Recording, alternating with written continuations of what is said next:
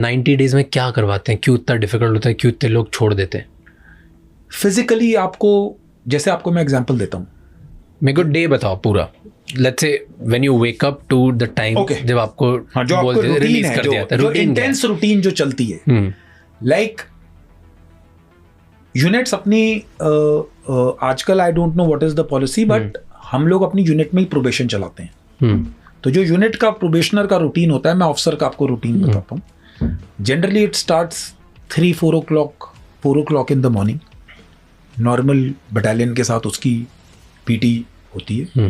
जो प्रोबेशनर्स होते हैं, अगर नॉर्मल बटालियन 1 घंटे की पीटी करती है तो प्रोबेशनर की 1.5 घंटे की होती है। ओके, वो सब करके ही डज इज 1-1.5 घंटे का उसको ब्रेक मिलता है, जिसमें वो ब्रेकफास्ट वगैरह कर करके ही is again on the weapon, इधर firing weapons, squad post training चल रही है, वेपन्स के बारे में, टैक्टिक्स के बारे में, उसके बाद आपके कम्युनिकेशंस के बारे में, रेडियो सेट्स, नेविगेशन, तो he is involve in to that. उसके बाद थोड़ा देर का ब्रेक, आफ्टरनून में क्लासेस, शाम को 1.5-2 घंटे की पीटी, और फिर अनआर्म्ड कॉम्बैट। उसके बाद आपका there is tasks which are given to him. He has to prepare briefings. So briefings in the raid की कोई briefing हो रही है, ambush की briefing हो रही है. He has to prepare. He has to be a well-read man.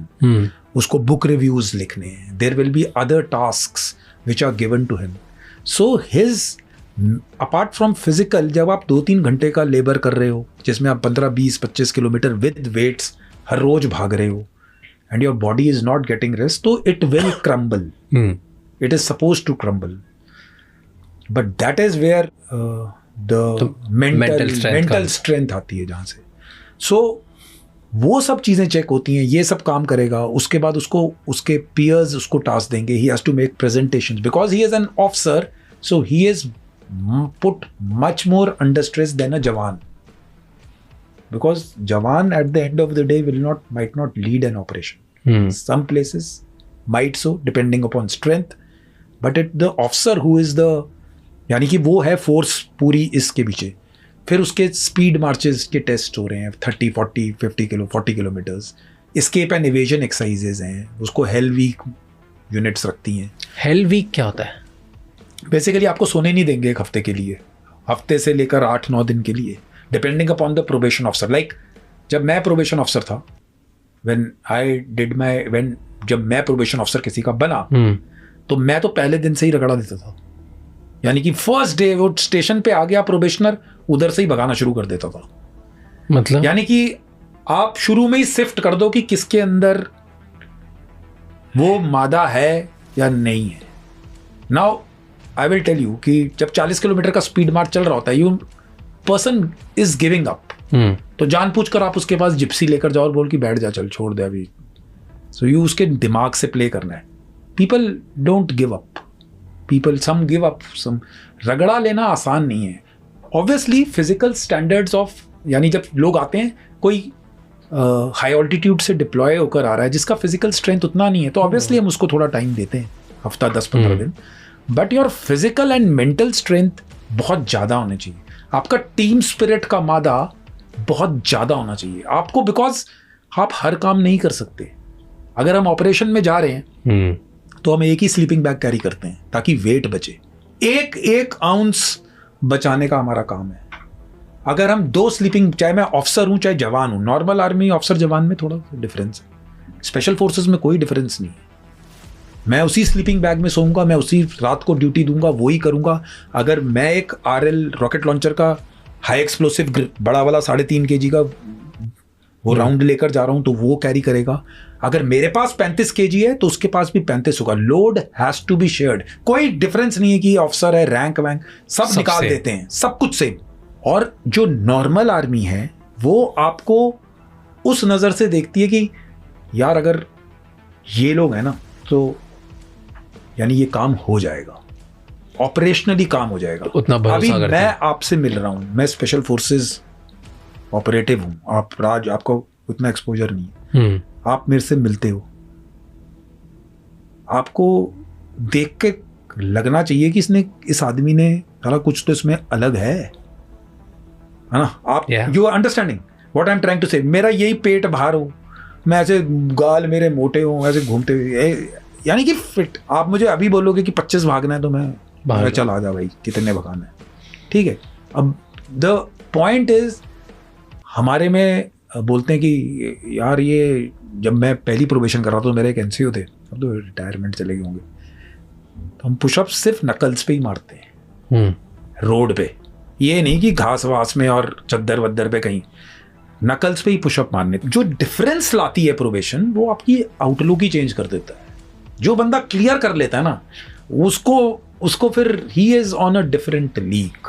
और क्या होता है, जैसे आपने बोला कि दौड़ाते हो आप जब ऑफिसर बने तो आपने तो स्टार्टिंग में बोल दिया दौड़, दैट इज फर्स्ट टेस्ट कि दौड़ना है, और फिर उसमें आप उसके पास जाते हो एंड के टाइम पे, चल छोड़ दे बैठ जा, to test his mental strength as well. और क्या क्या टेस्ट होते हैं, गिव मी 2-3 मोर एग्जांपल्स। और टेस्ट हैं, जैसे आप फिजिकल टेस्ट की बात कर रहे हो, long distance escape and evasion, यानी कि आपको स्ट्रिप डाउन कर देंगे, कुछ आपके पास नहीं होगा, and they will give you a start point, 100 kilometre या माउंटेन्स में कहीं पर छोड़ देंगे, you have to reach that. Hitch, hike, carry, steal, कुछ भी करो, और रास्ते में हमने चेक पॉइंट्स लगाए होंगे that probationer has to reach. You can take a lift of some vehicle, but you should not be get, if you get caught you will fail and you will be treated like a prisoner of war की तरह आपको treat करेगा, पिटाई होगी आपकी। सो आप कैसे पहुंचो, जैसे मेरे को जिस ट्रिप में डाउन कुछ नहीं था मेरे पास, फिर मैंने किसी घर से मुर्गी चुराई गाँव से, उसको खाया, बिकॉज खाना भी खाना है आपने, 100 किलोमीटर, कोई पैसा कुछ नहीं है, कहीं से सब्जी चुरा ली, कभी कुछ खा लिया, फिर ऐसे कहीं लिफ्ट ली, फिर पहले उतर गया। So you have to apply all means to get to that, and वो 100 किलोमीटर 2 दिन के अंदर कवर करने होते हैं। ये नहीं है कि आप 4 दिन में घूमते फिरते आ रहे हो, तो everything has a time to it. अगर आप वेपन्स की ट्रेनिंग कर रहे हो, दिस स्ट्रिपिंग एंड यानी जिसको खोलना जोड़ना कहते हैं हथियार का, so we do it blindfolded. आपको वो 15 सेकंड में पूरी एक खोलकर नॉर्मल वेपन है उसको डिसमेंटल करो, फिर उसको दोबारा वो करो। It is because sometimes in the dark you will not realise कि आपका कहाँ से हो गया। It is for that kind of proficiency, वो नॉर्मल आर्मी नहीं करती है। तो आंख बंद करके 15 सेकंड ब्लाइंड फोल्ड कर देंगे, it is a time given. Normal test भी होता है जिसमें नॉर्मल 10-12 सेकंड में जो भी टाइम रखा हुआ है प्रोबेशन में, वो उसके बाद आप उसको वो तो यानी इट्स मसल मेमोरी, ऐसे जाता है वो, एक हाथ उधर ही जाएगा। इफ यू आर लाइक, बहुत सारी चीजें हैं जो आप प्रोबेशन में तो आपको वो बेसिक सिखाता है, लेकिन once you are on the field which I will tell, जैसे पॉडकास्ट जाएगा, वो चीजें कहीं किसी बुक, पैम्फलेट, प्रेसीज जो आर्मी की होती हैं, वो कहीं नहीं लिखा होता। टेल मी, एक पैरा स्पेशल फोर्सेस को वेपन, डिसमेंटल वेपन को वापस बनाने में कितना टाइम लगता है? Depending upon AK-47, I think तो 5-7 सेकंड्स में कर देता होगा। He can do it, he has got that skill. But the greatest part is this, I was taught by a surrendered militant जो हमारे साथ ऑपरेशन कर रहा था। Okay, meaning that if the cocking handle of the AK breaks, how to cock it? You just swing it and it will get cocked. आपको समझ नहीं आया होगा। जब आप हथियार है जिसको आप कॉक करते हो, जब राउंड चेंबर में जाता है तो आप हथियार को कॉक करते हैं। अगर आपका ये कॉकिंग हैंडल ही टूट गया, so there is no means to pull it back. So I was with, we were doing operations in Valley, तो हमारे साथ सरेंडर मिलिटेंट्स भी काम करते हैं। And he told me कि साहब मेरा भी एक बारी, when he was a militant and he was fighting security forces, तो मेरा हथियार पे गोली लगी और मेरा कॉकिंग हैंडल ही टूट गया। तो he had trained in Pakistan, तो उसने बताया कि कैसे इसको, मैंने बोला कैसे करते हैं, तो although मेरे उस्ताद ने मुझे पहले बताया होता, but just to check his knowledge, so what do you do is you just get up, आप खड़े हो, AK को पकड़ो और ऐसे जोर से घुमाओ, वो अपने आप कॉक हो जाती। You are being trained into become, your mindset is getting changed.